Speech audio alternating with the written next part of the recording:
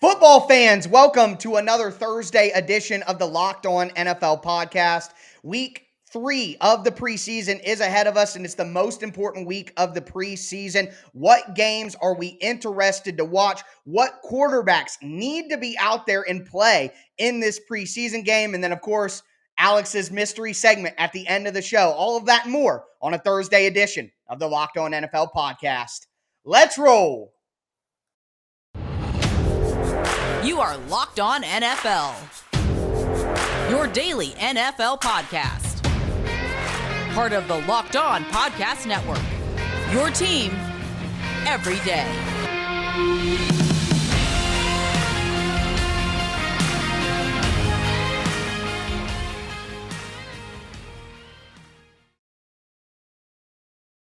NFL fans, thank you for tuning in to another Thursday edition of the Locked On NFL podcast. I am one of your hosts, Tyler Rowland, from the Locked On Titans podcast at Tic Tac Titans on Twitter, with my co-host Alex Clancy from Locked On Cardinals at Clancy's Corner on Twitter. The most important week of the preseason, maybe the only important week of the preseason, is upon us. We're going to dive into all the games we want to watch, all the QBs we think need to play. Before we do, I want to thank you guys for making the Locked On NFL podcast your first listen every day. We're going to be bringing you Monday through Friday free NFL content on all platforms, including the Locked On NFL YouTube channel. Make sure that you guys subscribe there. Going to have a great season with a ton of hosts from the Locked On Network combining to give you the best national news you can get in under 30 minutes, Monday through Friday, every single week. Alex, like we talk about quite a bit, and I know that you are a big proponent of, the preseason matters very,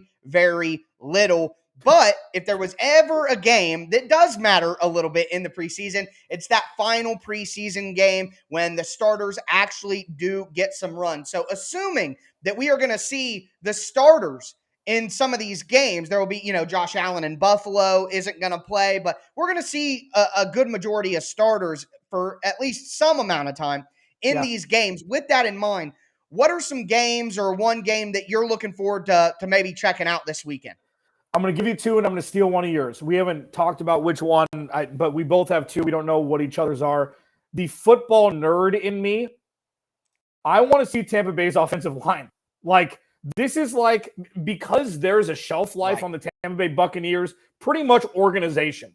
It's Tom Brady going to play past this year. Can he stay healthy through this year? He's not going to put up the numbers you'd think that he did last year, but we've been saying that for 20 seasons now. So they're playing at Lucas Oil Stadium in Indy. I don't really care. I'd like to see Matt Ryan because I root for Matt Ryan. My nickname for Matt Ryan up until the Falcons got really bad after the Super Bowl was Matty Puddles, because ice melts under pressure and his nickname is Matty Ice. So I used to call him Matty Puddles. But I'd like the rejuvenation in Indy, even though Chris Ballard's the best GM in the NFL and Jim Irsay's the best. Are we not going to talk about Chris Ballard today? Okay, so. But I want to see the offensive line in Tampa Bay to see what it could look like when we're 2.5 weeks away from the NFL with Ryan Jensen out, and they lost a couple other offensive linemen to extensive injuries. Aaron Stinney. Yep. The second one, and this is the one I'm stealing from you, is Philly at Miami, because I know that you love the Dolphins, or I know that you love the idea of the Dolphins this year, what it's going to look like. I know you want to see your former wide receiver one in Philly fail miserably. I know the storylines that you want to see, because all joking aside, if you were to tell me that these two once Alabama quarterbacks were going to be facing off against each other a couple years into their tenure as NFL quarterbacks, you would think that Tua would be a Pro Bowler already and Jalen Hurts would be a bad idea as a quarterback. And now Jalen Hurts seems to be quickly shortening the gap between he and Tua, and Tua's got more weapons. Philly's more of a run-heavy offense, but I'm really curious to see what both of these teams are going to look like for the next decade, and it starts really this weekend.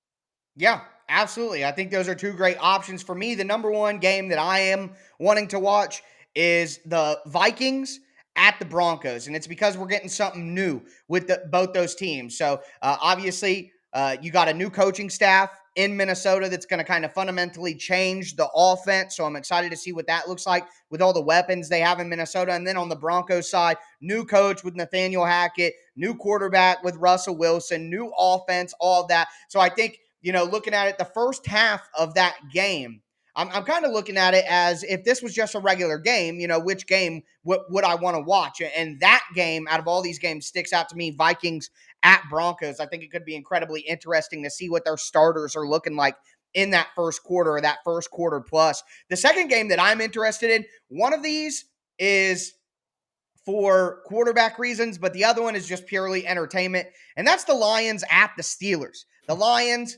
obviously a riveting team with their performance on Hard Knocks. I think it's been a great season of Hard Knocks compared to some seasons that have been complete duds. So I really like what the Lions are bringing. I want to watch their young guys and some of the talent that I know, and I think the Lions are kind of a frisky team this year with all the weapons that they have on offense and some of the young pieces on defense. I'm not saying they're going to be a playoff team or anything like that, but I think they're going to be a competitive team that can win, 7, 6, maybe 8 games at max. And they're going up against the Steelers, who we're going to talk about in the next segment. We're going to talk about quarterbacks that need to play in this game as the starter. Kenny Pickett is not the starter right now, so he doesn't fall in that category. Right. But Kenny Pickett has looked very good when he has played, and I think it won't be long before he's the starter. So with the pop from the Lions side with Hard Knocks, and then me just wanting to get another look at Kenny Pickett as he continues to have a good preseason,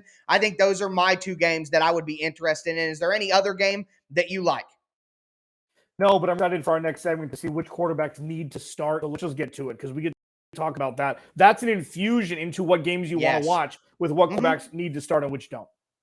Absolutely. So we'll carry on the conversation and talk about quarterbacks that need to play in this final preseason game in just a moment. Before we get into it, do want to let you guys know that today's show is sponsored by Brightco Insurance. Listen, guys, you've heard horror stories before. You're trying to propose to your girl on a boat. You drop the ring off the side. You take your girl to a baseball game or a nice festival, and you propose in a big crowd in a public place, and she says no. I mean, it could be as bad as people dying from a failed proposal. And all of those videos, if you want to see how those stories went, are available at bright.co/locked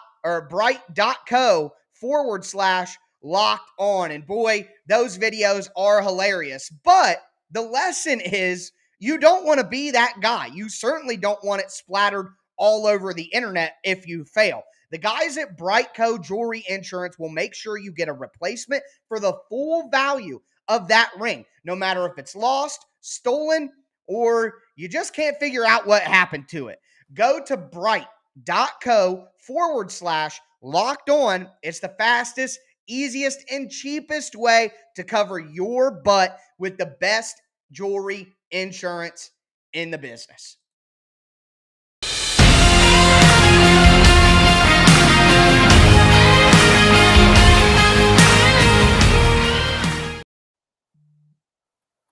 He is Tyler Rowland, Locked On Titans at TikTok Titans on Twitter. I am Alex Clancy, Locked On Cardinals at Clancy's Corner. We are ramping up towards the final dress rehearsal. I mean, how much do you love only 3 preseason games? Like, can we just take a second here? Like, it is good. Dude, it is good. Like, it's just like, come on, let's trim the fat. Let's get right to the New York trip. Let's play 3 games. Okay, so there's a bunch of fun games going to the final preseason slate. And there are a bunch of quarterbacks who haven't played yet in this preseason. And Tyler and I are going to break down just some names of quarterbacks that must play, that should play, that need to play for varying reasons. And you know what? I'm going to go first. Normally, Tyler goes first. I'm going to go first. And the reason why is because I'm going to go home cooking here. I was definitely in the camp that Kyler Murray should not play for the extensive part of the preseason. And then I see Patrick Mahomes play a few series. And I see Josh Allen play a few series. I know Josh Allen is a new OC. I know Patrick Mahomes has some new weapons there. The thing is with Kyler Murray, and Like, it's fun in games calling the plays in the second half, calling plays in the fourth quarter in week 2. Like, Better play caller than Cliff Kingsbury. the Cardinals were absolutely embarrassed in 2021 towards the second half of the season. Okay. So I'm not saying, and I got eviscerated on Twitter because Twitter is hysterical. People just connect things that they think is what, because whatever goes through their dumb brain is what they think that I meant. And then they say that as fact. People think that I compared preseason snaps to production in the regular season. And that's not what I meant. What I meant was, right, you got to get as many reps as possible going into the regular season. Mm-hmm. And it's not a direct correlative, but they've got Hollywood Brown. They've got new offensive line pieces. And you know what? Kyler Murray didn't look great down the stretch either last year. And you know what? Cliff Kingsbury didn't call great plays last year down the stretch. So you know what? Maybe take a full game seriously and not have your quarterback calling plays in the second half when, let me tell you, from a backyard perspective, Cliff Kingsbury isn't so great at calling plays when that's the only real job that he has.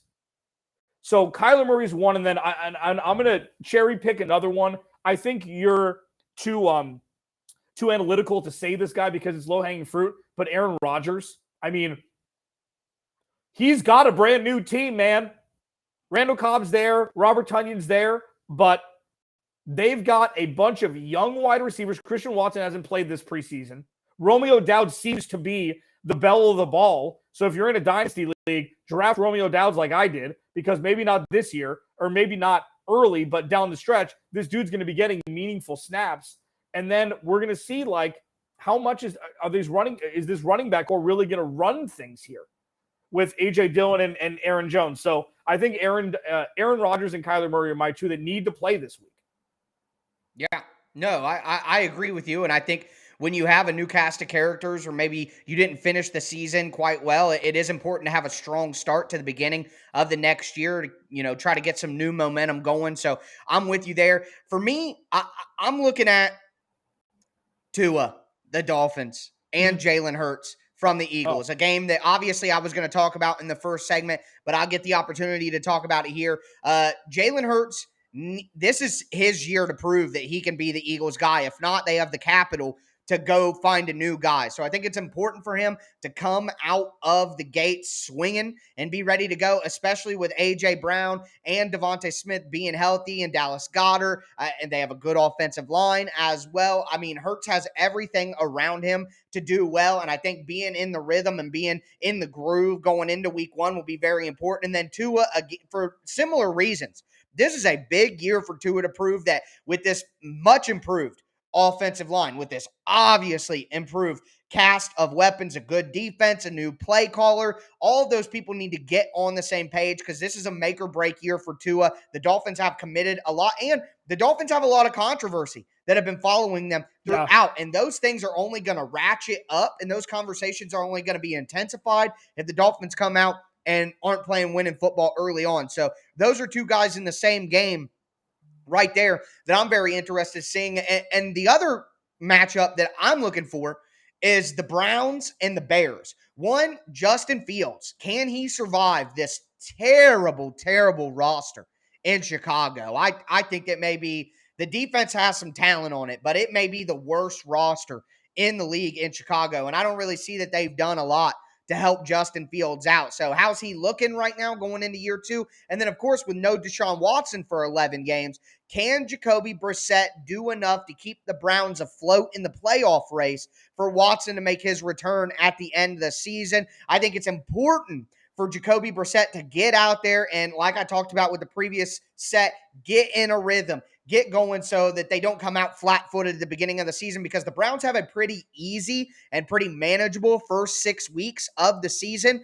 If Jacoby Brissett is playing his best football, which is still not top-tier football in the NFL as a quarterback, but if he's playing his best football, then I think the Browns can maybe stay afloat and get some wins and come out 4-2 in that stretch, and then they can maybe be 500 when Watson comes back and still in the playoff race. But if Brissett isn't playing his best football, then he's a mid-level backup, and that's not going to be good enough to keep the Browns afloat. So those are 4 quarterbacks that I'm kind of watching for. For sure. And listen, this is mystery segment coming up next. Tyler doesn't know what I'm going to be talking about, and it's interesting because Tyler pointed at 2 teams that are going in opposite trajectory, and throughout, the podcast so far. He doesn't know which two I'm talking about. And it begs the question because, listen, there are going to be final cuts. There are going to be maybe a trade or two, for picks to maybe fill up a roster, maybe a couple free agents sign. But by all accounts, we know what these teams are going to look like going into week one. We have a pretty clear idea, okay? And we're going to do it way too early because this is one of our favorite things to do mid-season. Which team that didn't win their division last year has the best chance of winning their division this year? There has been so much shakeup. Players traded. Players, stayed with the same roster. Injuries, retirement, everything. Which team has the best chance of winning their division who didn't win their division last year? And I'm going to omit one team for low-hanging fruit. Alex Lindsay, Locked on Cardinals. Tyler Rowland, Locked on Titans. We roll on next.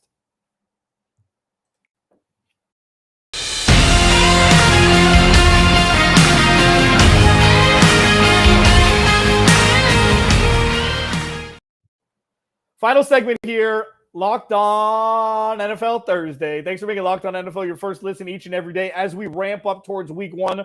Oh, man, it's coming. Like, we did it. We did it collectively. And it's been a fun offseason. And, the Titans and the Cardinals, the teams that Tyler and I cover respectively. It's been a weird offseason for so many different ways. It's been a very weird offseason. Hopefully Treylon Burks can step up and actually be a wide receiver 1. Is he wide receiver 3 on the depth chart right now? Yeah, but I think all of that is nonsensical. A.J. Brown had 1 catch for 10 yards in the preseason before his rookie year. A.J. Brown got 25 snaps in the first game of the season. The Titans bring people along slowly, and I don't think that Treylon Burks is going to get schemed up opportunities on quick screens and go routes and jet sweeps and things like that. He's going to be used, and the Titans are going to find ways to get the ball in his hands as a first-round pick. So, no, he's not above Robert Woods and Nick Westbrook-Ikhine on the depth chart right now, but he's right behind him. So, I mean, he's going to play enough. Treylon Burks will be fine. Now, is Nick Westbrook-Ikhine, I've got him in my dynasty roster. I've got him deep because he had flashes last year when everybody else was hurt. So, I don't know. Yeah, you'll use him. We'll go into it right now. You'll use him this year. Yeah. He's a big wide receiver. He's a red zone presence, right?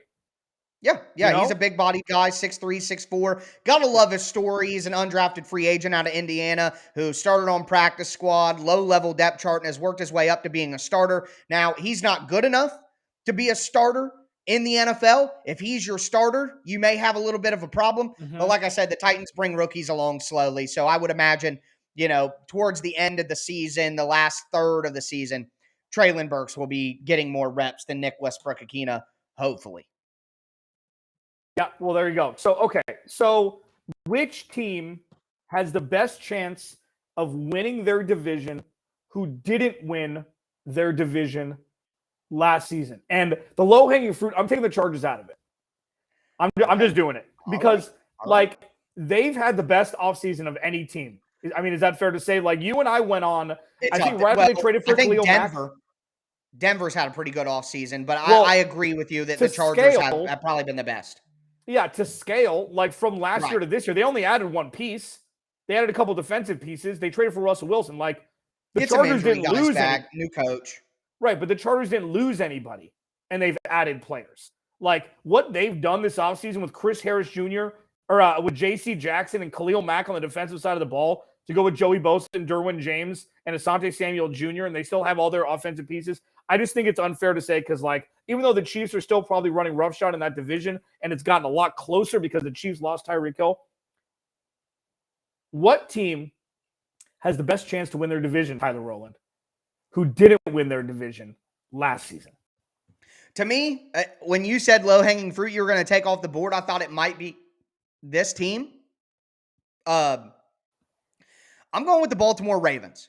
So the Ravens didn't have the most injuries in NFL history last year. That was the Titans. Everybody seems to always forget that. They always went. The Ravens had the most injuries all season last year. No, the Titans rostered 91 players. It's most in NFL history. The Yeah. Titans were the most injured team in the NFL last year, but the Ravens lost more quality players. That's the correct way to put that. The Ravens lost more starters than the Titans lost in there. So their injuries were more punitive. That it's more of a quality over quantity thing if you want to look at it like that. But with improved health, also, I think Baltimore tried to throw the ball a little bit too much last year, and it's probably had to do with some of those injuries that they experienced on the offensive line and things like that. But I think Baltimore is really going to get back, especially with the addition of Isaiah Likely, Tim Boyle being healthy. I think they're really going to get back to that heavy, tight end offense. They're going to run the ball down people's throats.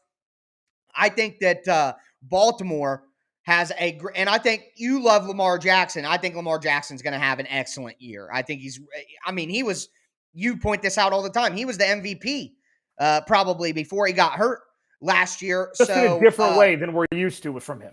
Right. He was having to bring the team back, and they had a lot of turnovers. I just think the Ravens are going to play more Ravens football this year with heavy tight end personnel, less turnovers, better defense. Have to think that they're going to have some regression to be more healthy. And although I like Cincinnati still, I'm not a believer in Pittsburgh, even though they have a great defense. I don't believe in their offense. Without Deshaun Watson for a full season, I can't say I believe in the Browns. The Browns could be one of the worst teams in the NFL through the first 11 weeks of the year. I think Pittsburgh could still end up being one of the worst teams in the league because I don't trust their quarterback situation right now. I think that battle will be between Cincinnati and Baltimore. And Cincinnati had some things go their way and had some explosiveness on offense that I think is hard to replicate. And I don't know if they're improved enough on the offensive line to make me think that I believe in their ground game being more consistent. So I'm going to say Baltimore has the best chance of winning their division this year after not winning their division last year. Give me the You're going to kick yourself. You're going to kick yourself. It's a Minnesota Vikings, and it's not close. So, here's the thing. I get it. That's a good pick. I did. I thought about saying the Lions here. And not because, the Lions could be the belle of the NFC North. They could be the best team in the NFC North starting 3 years from now. They really could be. I mean, Jared Goff, whatever. They're gonna bring in another quarterback there. They're built for the future. And I love Dan Campbell. And I think I was close to saying the Lions, but I didn't want to get booed off this. So I'm saying the Vikings because Kevin O'Connell, he's the Sean McVay tree. The Sean McVay tree thing works. Dalvin Cook, Alexander Madison. They've got a couple other running backs that are making headway. Justin Jefferson is, by all accounts, by himself as the best receiver in the NFL, at least according to fantasy football standards. Adam Thielen's one of the more undervalued wide receivers in the NFL. Their defense got better. I'm saying the Minnesota Vikings because, Green Bay takes a step back, and I think it's time the Vikings finally take over that division. They can make some serious waves in the playoffs. Say what you want about Kirk Cousins. Would you rather have Kirk Cousins or the bottom 10 quarterbacks in the NFL? You're taking Kirk Cousins. He's a top 12 quarterback, whether you want to like it or not, whether he's overpaid or not.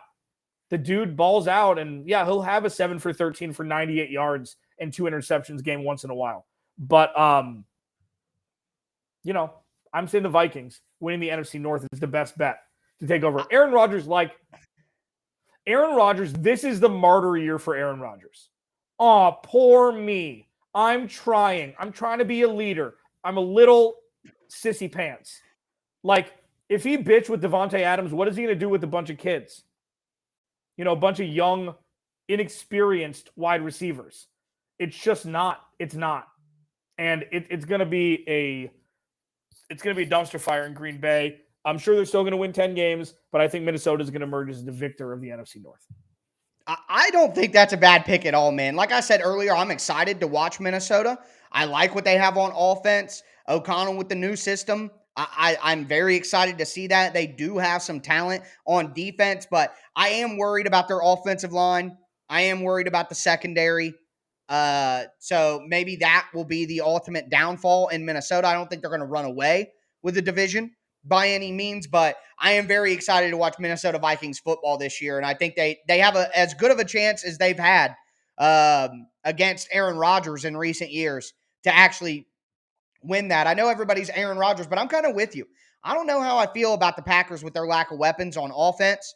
They have tumult on the offensive line with Elton Jenkins and David Bakhtiari. I know that, they've had positive reports lately, but with a deteriorating offensive line, a pretty pedestrian set of pass catching options, I do agree that Minnesota is primed to take that division. It's just whether their offensive line and their secondary can hold Right. up. But Alex, I think that's going to do it for us today. A great episode here. Football's right around the corner, and we really hit some hard-hitting football stuff. Hope you guys enjoyed. Make sure you come back on Friday. Your boy Q and Chris Carter will be here to take you out into the weekend.